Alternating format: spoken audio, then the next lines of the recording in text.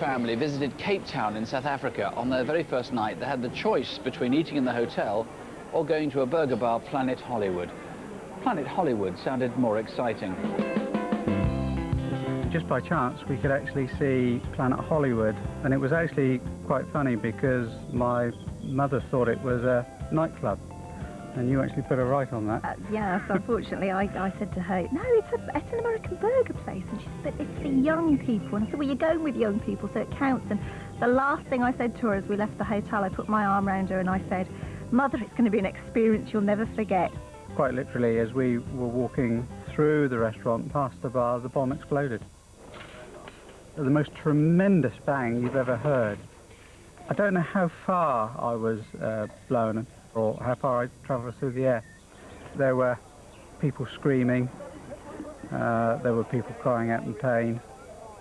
And I remember laying there thinking that actually this must be a dream and that I would wake up.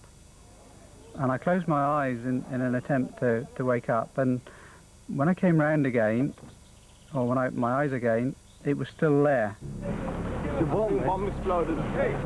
My first clear memory is seeing Laura laid on the floor, and I honestly thought she was dead. And I couldn't walk. I had leg injuries, as I later found out. And I remember screaming and screaming and screaming for somebody to come and help me.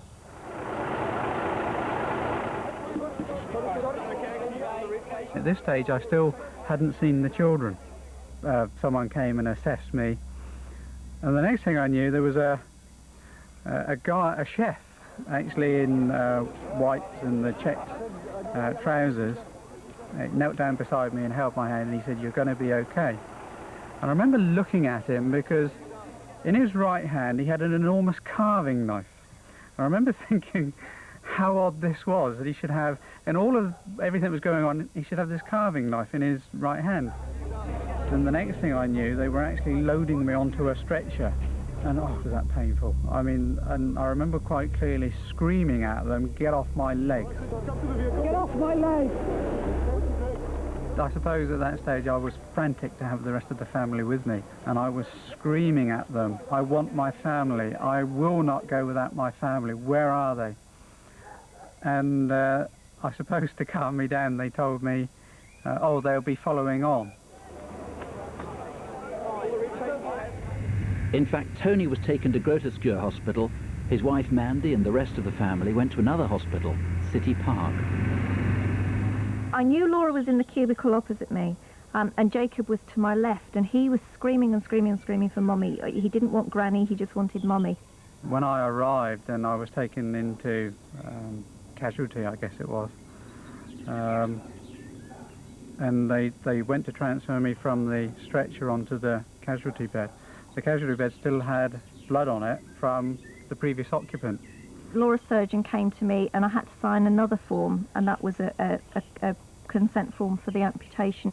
I didn't know where the children were, whether they were alive or dead. In the hours that followed, Tony hated the feeling of being caught up in events beyond his control.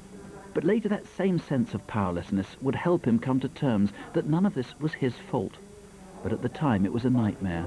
There'd been no warning before the bomb went off, and South Africans were appalled. I have felt, like many people have, the sense of deep shock that human beings can slaughter and injure, maim so many people who are absolutely innocent. 3 people died, 27 were injured. It was a one-off bombing. No arrests have been made. The motive remains unclear. Earlier this year, the police officer leading the investigation was murdered. Even to this day, we feel guilty. I suppose that's irrational because we could never have protected the children from what they went through. A year after the explosion, and the family, back in the New Forest, are helping Laura cope with life with a new leg. She said to me, "Is it ever going to come back, Mummy?" And tough question. You know, I said to her, "No, sweetheart, but we will get you the very best pretend one that we can find." While she's growing up, Laura will need a new limb fitted every 6 months. Her parents think it's important for her self-image that Laura's leg is as realistic as it can be. I can safely say that I would never have got my daughter back properly if she hadn't got this really good-looking leg, but she's back big time. Mummy, look! I said to the children, what happened to us was horrible, but it's over. We go back to the old ground rules, because I think what I was finding was their boundaries had gone. Jacob is still recovering from shrapnel wounds in his spine and kidneys. Oh, Jacob's kidding. The one big advantage we had was the fact that we were a family and that we had a shared experience because we'd all been through it together. As Dr. Milne found out when he met them. Well, I saw the Giddings family on about 4 occasions, separately and together, and went through a full assessment with them. And it was quite clear to me that after 4 sessions that there was nothing that psychiatry had to offer this family. They were doing all the work that needed to be done themselves with the support of their very close family and huge number of friends. And it was as a family that they returned to Cape Town to finish the holiday that was so violently interrupted. They refused to let what happened to them ruin the rest of their lives. We're bomb survivors, not bomb victims, they say. It wasn't anything to do with South Africa. It was one of those things that really could have happened anywhere. We were just in the wrong place at the wrong time.